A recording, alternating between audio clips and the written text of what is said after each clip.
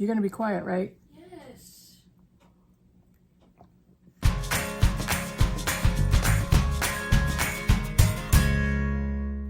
Hey, Booktube, it's Kim at Middle of the Book March, and this is my Bookish week for Sunday, February 11th.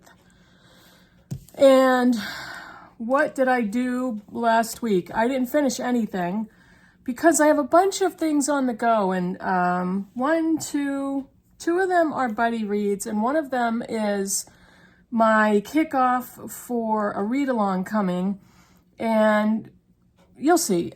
Who cares if I didn't finish anything? I didn't. I have 5 books going on, and then I have some more new books to show you. So yes, I do. I bought more, and I have no excuse. I have no excuse. Okay. I am currently reading George Eliot, a biography by Gordon Haight.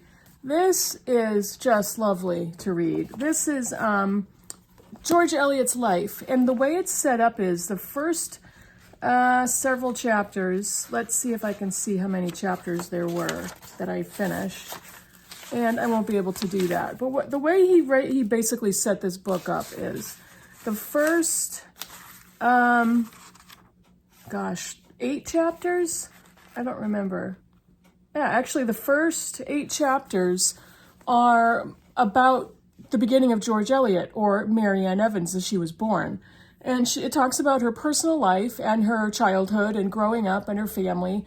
And eventually it talks about the intellectual and literary circles that she found herself in as she became a young adult. And much of the book is made up of letters, so it's a lot of letters going back and forth because that's what they did in those days. And then eventually the book changes into a chapter based on each of her literary works. So I'm now at the section of Adam Bede. So I just finished the chapter of Scenes of Clerical Life, which was her first book published. And Adam Bede was the first novel. And I'm absolutely loving this because you cannot read a biography of George Eliot without having read all of her novels first, unless you want every single one of them spoiled. So I've done all that, and reading the biography is just lovely. And I can't wait to get further into Adam Bede and then continue onto the chapters based on her literary works. Now, one thing I wanted to mention is, when you've got a character who's this well-known in history and literary history and literature, there's going to be different biographies by different authors. And a couple of years ago, I read this one, George Eliot, Voice of a Century, a biography by Frederick R. Carl. This was a chore.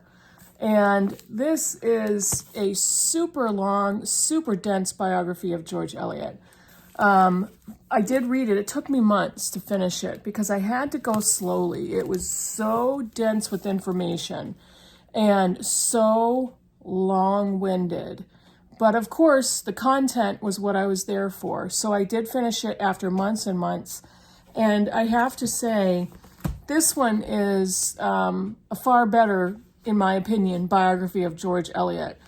Carl, in this book, tended to make a lot of assumptions about her, and he also chose to focus a lot on the men in her life. So I wasn't crazy about that. I wasn't crazy about how that was written. So Haight's biography I'm really enjoying. I am doing an in real life buddy read with my book group, the Critical Chicks. There are 4 of us reading The Grapes of Wrath by John Steinbeck. And I think I am late in checking in. Yeah, I have to check in. By the time you've seen this video, I will have checked in with my buddy readers. But John Steinbeck is one of my all-time favorite classic American authors. And the last time I read The Grapes of Wrath was high school and loved it. So when I'm assigned a book in school and I actually pick it up to read it, because most of the time I tried to get out of it, I hate being assigned books. But I was assigned this one and read it and loved it. And I've read 7 chapters and I still love it. So going to continue with that. In honor of Black History Month for February, I have picked up Paradise by Toni Morrison. And this was a soft DNF a couple of years ago. I think I read about 50% of this book and put it down because it's very heavy with allegory and metaphor, talking about religion and faith and racism and people's inhumanity, judgmental, self-righteous, all kinds of things. But I just started reading this one. I'm a couple chapters in, and I don't know why, but I think I am in a much better place to appreciate this novel now, and really looking forward to getting to the heavier metaphorical sections so I can dive a little deeper into that. And The Fellowship of the Ring by J.R.R. Tolkien. I am reading this with Heidi and Doris. I am loving life right now. This is such a pleasure to read. It is a joy to listen to. I'm going back and forth between audio and print. And Andy Serkis, who is the actor who played Gollum in the Lord of the Rings movies, narrates the books, and it is phenomenal. Had I done my favorite audiobooks of all times video now, this would have been probably number one. It's that good. And if you've listened to him narrate the books, it's just, I don't know how he does it. I don't know how he does all the different voices, the inflections, the changes in volume and timbre of the voice. I don't know how he does it, but it's like listening to something that I can't turn my ears away from. I can't breathe because I don't want to miss anything. It's that good. But I am having such a blast chatting with Heidi and Doris and, talking about anything and everything from this story. And it's just wonderful. It's very clearly going to be a 5-star experience for me. And I am reading a book on my Kindle. It is Woman Eating by Claire Coda. I think that's her last name. I'll put a picture here. And I just got into this one. It's an interesting I think I just said that, more literary take on a vampire novel. And I saw a few reviews on this. Britta was one of them. There were a couple of booktubers that I saw who reviewed this book very positively. And it was a Kindle deal, so I said, I'm going to try it, and I started reading it, and so far I'm really enjoying it. I'm not very far in. But that one is kind of one I read at work a lot, or I read electronically, so if I'm out somewhere, I might pick that one up. So that's what I'm currently reading. 5 books I'm currently reading. Lots going on. There's a lot coming up.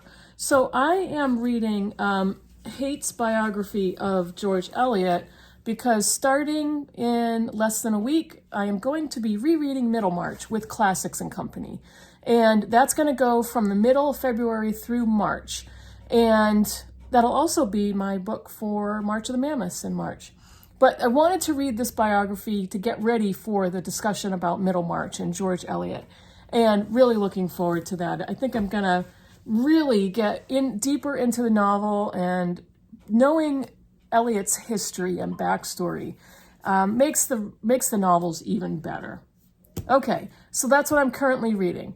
I bought a few more books, and I bought one book on bookshop.org. It's an independent press novel, and it looked so good, and I bought this one. But at the same time, they sucked me in with a cover buy. So let me tell you about this one.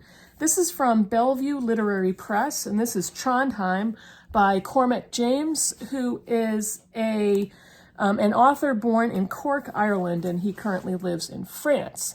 And the back of the book says, in Norway, thousands of miles from home, a student drops dead on the street. A passerby revives his heart, but he remains in a coma from which he may never wake. His mothers rush across the continent to his bedside, where they endure the strain of helpless waiting. As the tense hospital vigil continues day after day, and they vacillate between extremes of hope, fear, and psychic pain, their troubled relationship is pushed to the edge. It sounded so good. I don't even know where I saw this, but I did, and I thought I really want to try that, and found that one. And as I was on bookshop.org, this cover just hooked me.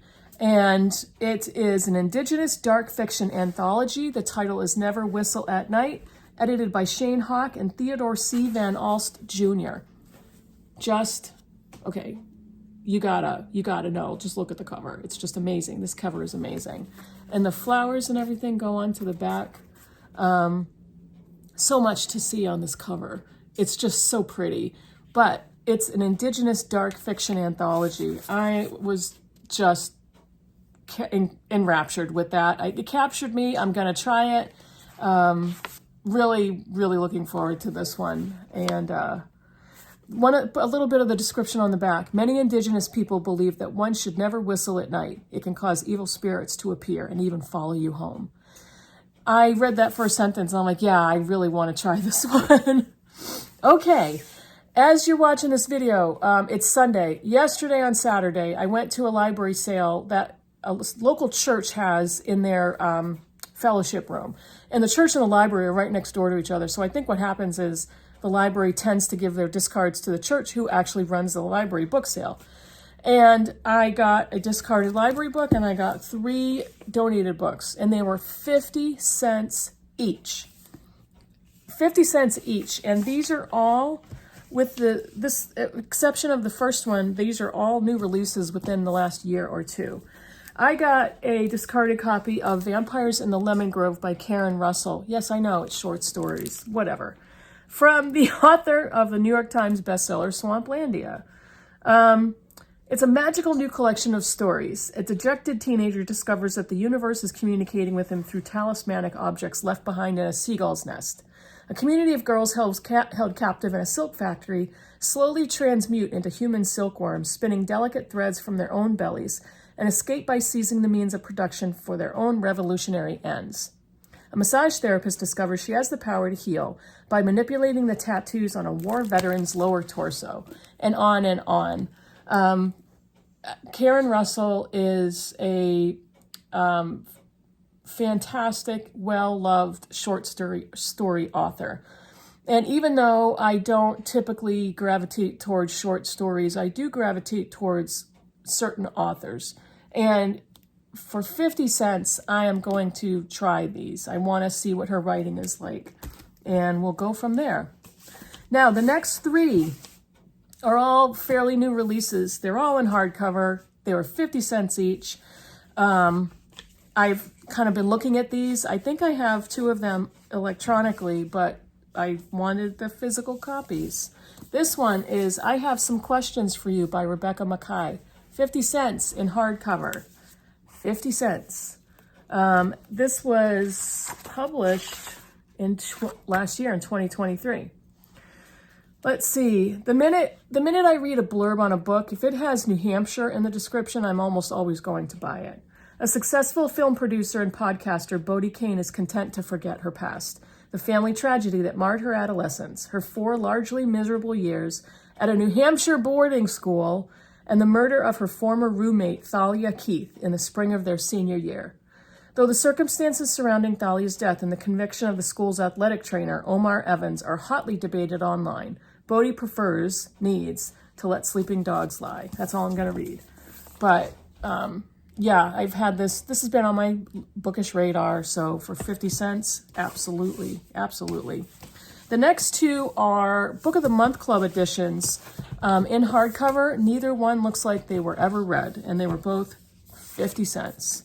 This is Babel by R.F. Kuang, and I have seen mixed reviews on this book from a lot of booktubers that I love, but I had been wanting to read this since I knew it was coming out, and I'm going to take my shot. It's 50 cents, and absolutely not going to pass that up.